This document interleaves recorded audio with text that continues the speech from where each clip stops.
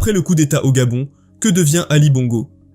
3 mois, jour pour jour depuis le coup d'État au Gabon, l'ex-première dame Sylvia Bongo est en détention tout comme son fils Noureddine.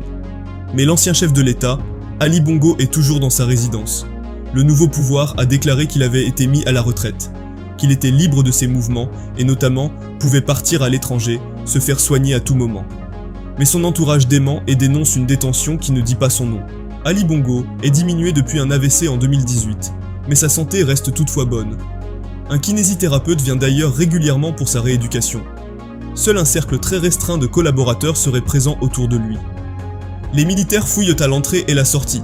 Le cuisinier principal est parti, car il ne supportait plus de travailler dans ces conditions. Sa famille, et notamment sa mère, doivent lui amener à manger, indique une bonne source. Ali Bongo serait touché par la situation même s'il reste fort mentalement. Il ne comprend pas cette violence contre lui. L'armée lui a proposé de s'exiler il y a environ 1 mois. Un avion était prêt, mais il a refusé de quitter le Gabon. Preuve de sa solidité. Il ne veut pas partir sans sa femme et son fils. Il affirme qu'ils n'ont rien fait et qu'il est prêt à prendre ses responsabilités, indique un proche des Bongo, ajoutant que le nouveau pouvoir cherche à tout mettre sur le dos de Sylvia et Noureddine Bongo.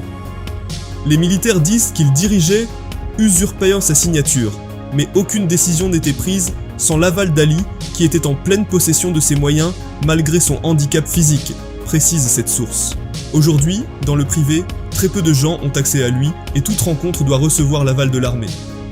Aucun responsable de son parti, le PDG, n'est par ailleurs venu à la Sablière. Au début, sa fille Malika et sa sœur Pascaline ont pu le voir, mais c'est terminé. Sa petite fille Léa vivait dans une maison où séjournait sa famille. Elle est située au sein de la résidence. Mais Léa a été priée de déménager, indique l'entourage. Ce bâtiment fait notamment partie de l'héritage de l'ancien président et patriarche Omar Bongo. Certains craignent que le pouvoir cherche maintenant à spolier les biens de la famille.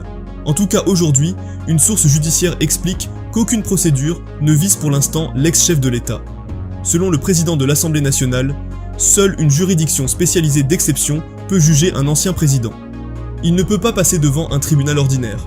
Si les autorités judiciaires estiment qu'il faut ouvrir une enquête, je ne peux pas empêcher la justice de faire son travail, indique Jean-François Ndongo.